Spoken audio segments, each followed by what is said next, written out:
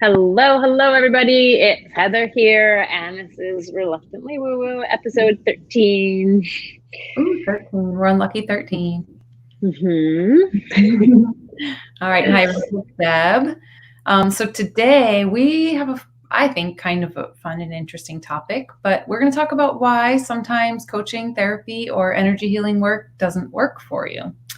So we have a lot to dive into today. We'll try to cover as much as we can because we know we're wordy and we don't have a lot of time. But first, we'll just retouch on why we call this reluctantly woo-woo. So, we define woo-woo as those things that are slightly unbelievable, maybe. Maybe your logical mind can't quite wrap itself around it, but somehow they work. So this was something that we both realized was true for us. And we know there's more people like us out there that might be a little bit skeptical, but also curious. So this is what we're here to help you uncover. So I'm going to let you start, Heather, with, in your experience, because obviously you have way more experience than I do in this. But I have been noticing already in my, somewhat short experience that sometimes it seems to not work. But let's talk about why that sometimes is the case. Yeah. So just for a background for anybody watching, listening, I have worked as a therapist. After grad school, I have a master's in counseling, and I worked at a group home for adolescent girls. And I also worked as an intensive in-home therapist, and I had to work with the whole entire family system. So I've had clients anywhere from the age of 6 to about 86, so all the age ranges. And then from working as a therapist, that I quit that because that is an exhausting job when you're working within the system. It's an exhausting job anyway, but it's within the system of it was just a mess. So I then started working as a coach. I did holistic health coaching. I also coached for Tony Robbins, and I've coached, I added it up. It's, over 10,000 hours of coaching. And then I started including energy work into this. And so I've seen all of it, right? Like therapy not work, coaching not work, energy healing not work. And I've seen all of them work as well, right? So I don't want to sound like I'm talking negatively on any of those. Therapy, there's so many people who are like, oh my gosh, therapy changed my life, or my coach changed my life, or energy work, right? They all can work, right? And it's like, why is it that sometimes it works and sometimes it doesn't? Right. So the first thing that you want to look at is why it's not working. And this one is what I'm going to put a little banner up. This one is very specific to energy work, right? Why energy work doesn't work. But it's because the practitioner might be working in a really inauthentic and impure way. Like they might have dark motives and dark energy, and they're just somebody you don't want to be around, right? And they can be putting spells on you and stuff and making things worse more than better. I love your face. I know, you're like, oh. My innocent little mind didn't even go to that as an issue. But I don't know if you have any thoughts on when people are seeking someone to work with, how can they avoid connecting with that kind of person? I feel like I would intuitively sense it, but how would somebody who's not familiar with this, how would they seek that person out? And I think it's really important to get word of mouth referrals, right? Get friends and family to tell you about the people that they're working with. Just don't randomly go with Joe Schmo that you find on the internet, right?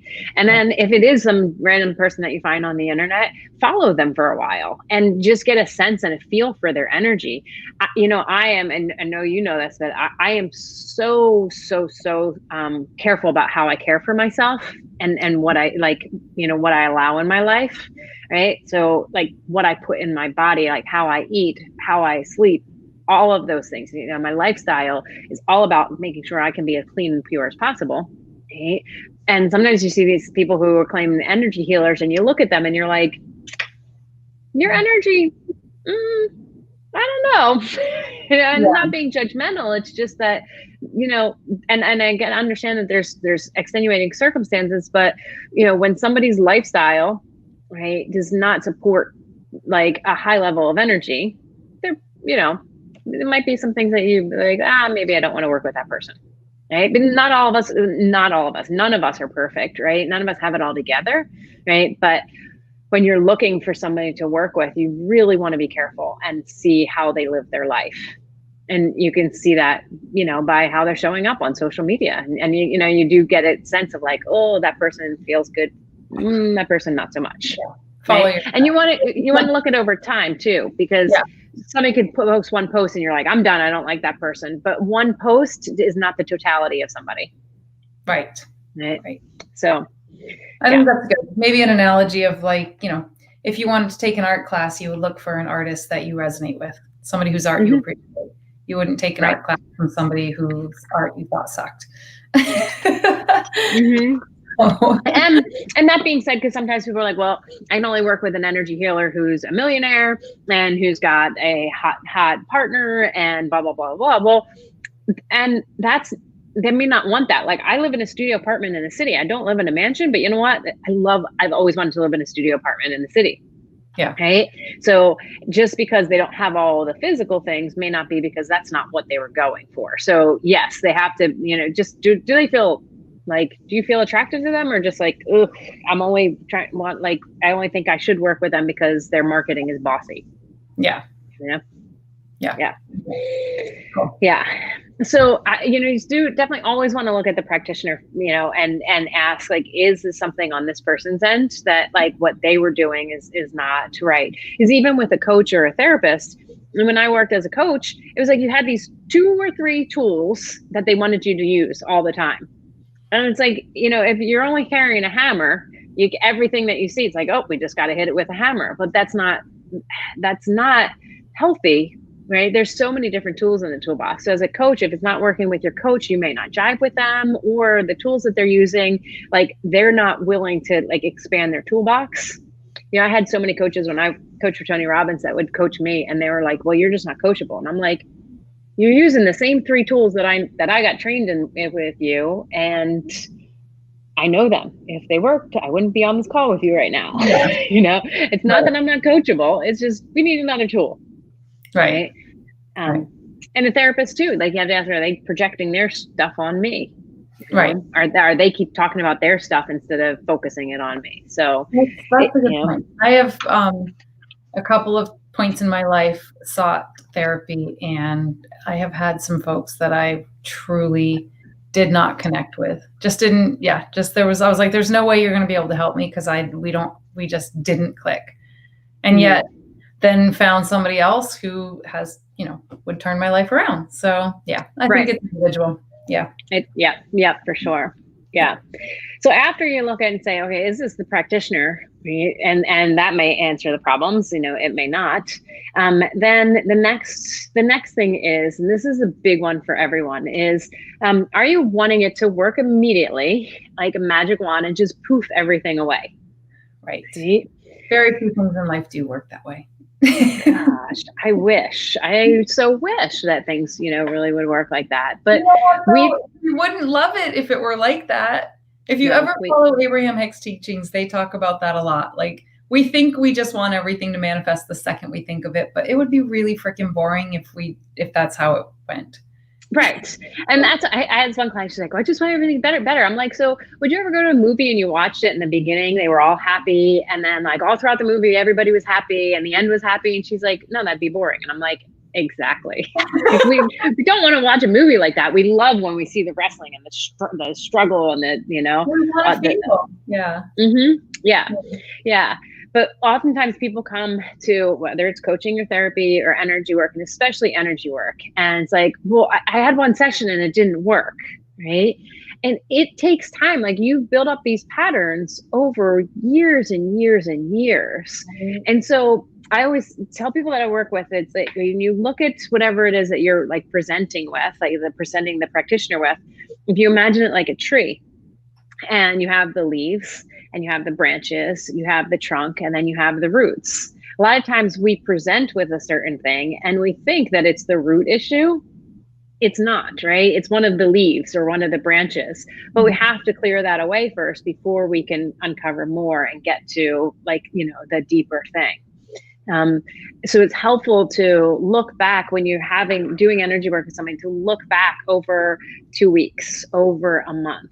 right? And notice like, oh, did I see any changes in this time period? Yeah. And if you're and if you're not, this leads into the next like point of like, if it's not working is, are you not noticing the changes because you're so used to being you, right, that you can't even see the changes. And Right. this happens so much with like heart wall work, right? When you release all these trapped emotions and people are like, no, like I don't really notice anything different. And then we start talking and then they're like, oh, well, this and this and this is different. And I'm like, so it's nothing different. And they're like, oh, I just didn't even think about it. Right. Well, I think we've used this example before, but it is like sometimes if someone's talking about, oh, they're, stressing about money or whatever their little ruminating thought is, when it goes away, they almost don't notice that, they don't miss it. Right.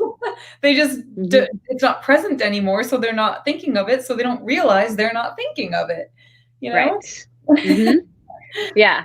Which is why I do before and after assessments whenever I'm working with people, whether we're working on like a self-love protocol or abundance protocol, and I have them go through pre-work to see, like, just to, get down and see who they were before we did the work, and have questions that they have to rate on a scale of 0 to 10 so they can see where they were before and after. And then we go through it afterwards and have them rate them. And it's like, oh, they're like, I didn't think I was any different. But it's like, wow. Like, I had somebody this week where we were going through an assessment after, and she was like, I'm just like, it's still been hard and it's still been struggling. Well, as we went through her before, like all of her numbers were like, like all 10s, like I feel disconnected from myself. It's so hard to love myself. All these things were like 10s, right? And after were like 2s, 1s, 0s. And she's like, I'm like, so the numbers are saying one thing. She's like, no, she's like, I do feel like I forgot about how bad I felt then. Yeah. She's like, I just don't want to, like, I don't want to struggle anymore. I'm not struggling like I used to, but there's still some struggle. And I'm like, well, I mean, we could solve that. And she's like, how? And I'm like, well, you can die. Like, it's the only way that you're going to end struggle. I'm not telling you to kill yourself, but that's the only way to end struggle. It's like, then it goes down to what's your relationship with believing that you shouldn't be in pain, you shouldn't struggle. And that's a whole other podcast, like episodes that we can do. Right. Yeah. But we get so used to like, even when we're healing, when you're especially doing small incremental changes, right, that you're so used to, you're in the process yourself that you're like, no, just wasn't like that. Yeah. Right. Right. And there's also if you do something, I mean, we're specifically talking about right now, like therapy, coaching, and energy healing. But if you do something like plant medicine, you do an ayahuasca session, right? And that, I'm telling you, she'll knock stuff out of you, if you allow it. And a lot of times people go into this existential crisis of like, okay, but I don't know who I am without this problem. Yeah. I think that's a big one. I think that's a really big one. I've noticed that for some of the folks that they're eager about it. They say that they want to move on from whatever the struggle is, right? Whether it's like a chronic pain or some relationship situation. And I want to do the work. I'm ready to start. And then once we go to dive in, they just go dark because maybe they weren't quite ready to let go of who they are with that thing that they claim they don't want. Right. Right. Yeah. And that's the last point. It's like, are you ready? Because when you think about this thing that you've been struggling with, that you've gone to therapy or coaching or, energy healing for, think about how long it's been with you. And even though it's uncomfortable, it's familiar. And so when you don't have it, it's like, I don't know who I am without this thing. Yeah. And so there's like, you have to do the work to create the identity that you want to be without it. Right. And start to do the work to get comfortable with that. And it's just like, I use this example all the time, but when people win the lottery who've been living in trailer parks their whole life, right? This is fifth, sixth generation, of living in trailer park, and they win the lottery. Well, why is it that a year later they go bankrupt? Because they're so used to the identity of being poor right? That having all this money, like everything about them is like, I got to get rid of this money. I got to get rid of this because I don't think that I am worthy. I don't think that it's safe. I don't think I deserve to have any of this money. Right? That's subconscious too. But I think you also touched on, I mean, I know I always say this, but there's some ownership of it too, right? It goes back to that first point of wanting it to work immediately and make magically poof things away, specifically with the energy healing piece. That's just one piece. You can't do that and then everything's better. You know, like you do have to take ownership of creating that new identity, of noticing those small shifts so that more shifts can then come in and happen. So there's taking the ownership as the client to facilitate your own progress, because we can only do so much. Like, we're just here to assist. We're not here to magically do it.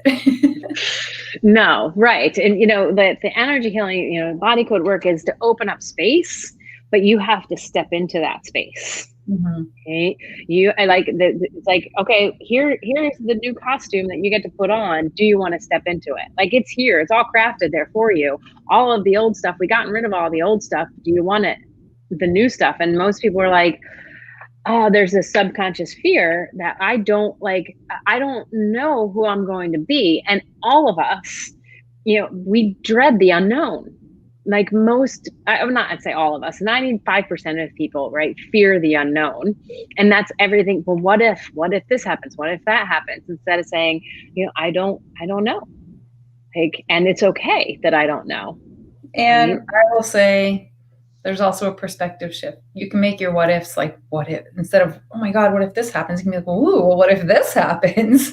I mean, all those what ifs can go in both directions. So you don't know. It could be something even better than you anticipated. Yeah. Yeah. And so there can be like, you have to ask yourself, like, am I ready? Am I really ready to get rid of this? And if I am I ready to do it in a way that's going to be sustainable? And sustainable, you know, is working in layers. Like, you don't go to the dentist and get braces and they don't like all of a sudden put them where your teeth should be. That would be murder, right? I don't know. Did you have braces when you were growing up? I didn't, but my daughter has them right now. Yeah. So okay. We go and get them tightened up, and and even like, that. I know, it's the worst. Oh man. But it's a little bit at a time. And that little bit of time, you know, but are you willing, right, to just go at it a little bit at a time, and ask yourself, if I really got the results that I was looking for, like, what would happen? Okay. Is there a fear about who I would be if I didn't have this struggle anymore? Like, how are the people in my world going to relate to me if I'm no longer a victim anymore? I mean, most people get their significance from their struggle. Oh, woe is me. I'm always struggling with my health. Also, to piggyback on that, who are you going to blame anymore if you can't be the victim? Right. Yeah.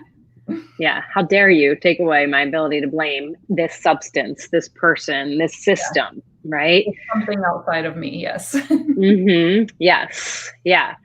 Yeah. And so asking too, do I believe it's possible to be free of this struggle? I mean, when you've been struggling with something for so long, again, it's a familiar friend. You know, we don't want to get rid of it oftentimes. Am I too comfortable with feeling, you know, whatever the feeling is, because I'm familiar with it, even though I'm miserable, right? We get so happy with being unhappy. Right. It's so subconscious though. I don't think people are aware of it. That's why we're having these conversations. Yeah, that is the tough one, is to get people to see that. Because even I'm sure there's people that are hearing it and they're like, yeah, that's not me. But if you've been unhappy for a really long time, maybe it is you. Yeah, because you know, and a good indicator of that is like if you run into somebody who's happy and you're like, oh, F you, like, you know, like, that's a good indication, right, that you might be more comfortable with being unhappy, you know, than happy. Yeah. Right. So what, like, if things aren't working for you, Okay, what do you do, right? What's some practical?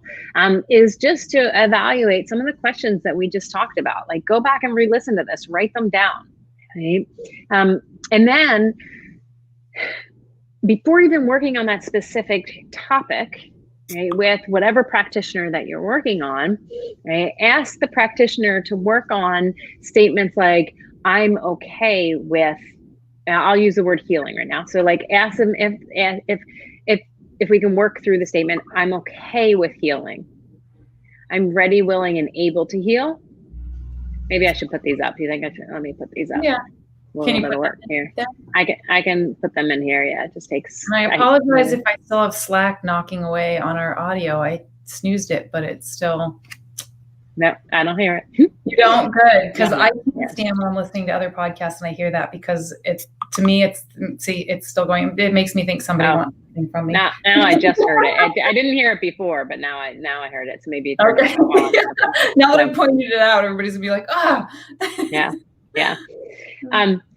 So ask, I'm okay with healing. How does that feel for you? Does it feel heavy? Does it feel light? That'll let you know, oh, maybe not. Maybe I do need to explore that before I even explore letting go of this problem. I'm ready, willing, and able to heal. Yeah. How does that feel for you? It's safe to heal. I know you know this, Deb, but when I work with people in the past 2 years, year and a half, 2 years, I started, when I do my energy work with people, we'll work on the statement, but one of the first things I do is I check whose is it? Like, was it yours, or this issue or statement, is it yours, inherited, or absorbed? Because a lot of times we get, we struggle with something and it's just something that's just passed down from generation to generation, right? And then I ask, like, how safe is it to release it? Okay. And then I ask, what do we need to release so that you can be ready to release it? Because it can feel safe, but sometimes you're like, nope, I'm not ready to, because I really like what I gain from, this identity. So is it safe to heal? How does that feel? Is it good for me to heal? Right? If our subconscious thinks that, like, no, it's not good for me because I'm getting a secondary gain from this. Like, if I give up this identity, who's going to be there for me? Who's going to care for me? Like, how do I get my connection with people if I'm not complaining about something all the time? Right? A very easy one. I want to heal. Just ask yourself, I want to heal. Work with your practitioner on, like, do I even want to heal? I believe I can heal. A lot of times that one I see is a big one for people, is I don't believe that I can at all. That's really huge. Yep. Yeah. I can honor healing. That's one that some people like, nope, can't honor that because I don't respect it, because I think that it's going to take away something from me that's been very valuable in my life. Again, even though, like, you've been miserable, people are like, we want to hold on to it so tightly. And it's only because we're familiar with it. Okay. I'm worthy of healing. That's a big one too. Okay. And then I can, oops, I missed the I, but I can be supported, by others in healing.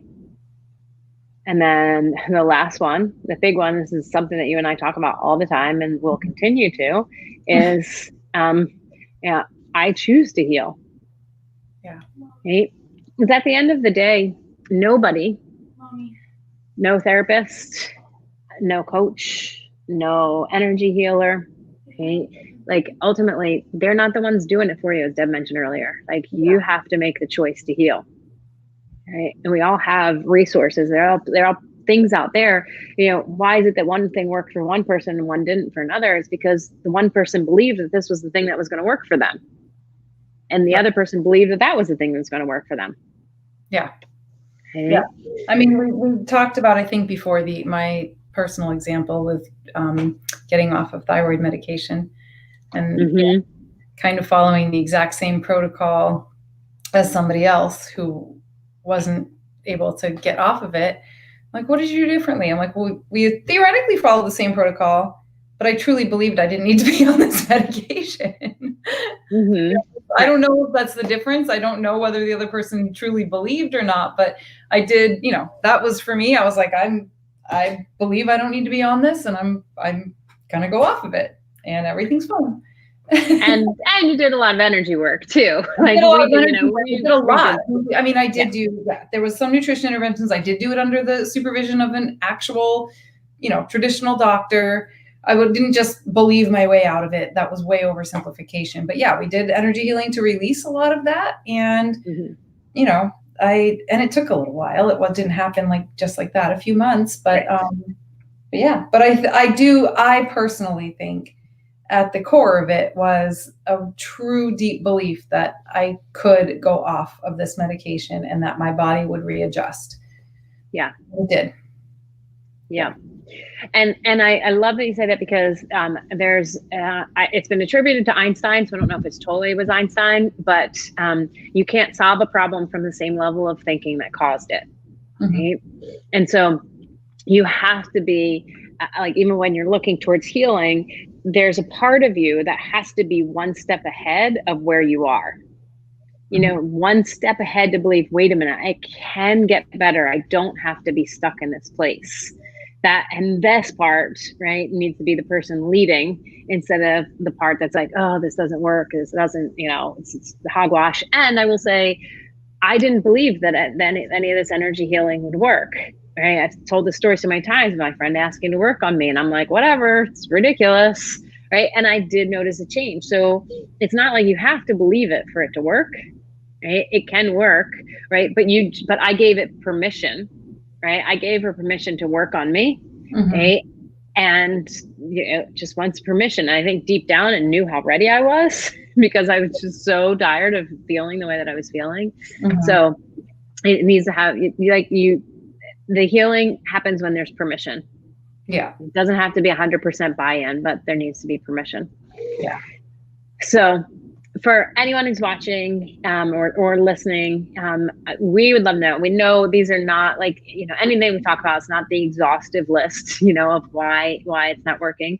But we'd love to hear from you of, have you ever experienced something, whether it was energy work or coaching or therapy, where you did one of the modalities and like something didn't work for you, and then you switched to another modality and it did work for you, whether it's, like you did one form of energy healing and it didn't work. Oh, let me just say something on this. Sorry. Is that a lot of times people think, well, that didn't work. And what they're looking at is like, that thing that I went to for it, that thing that I was having that symptom wasn't better. Right. But energy work always works. It always shifts you. Right.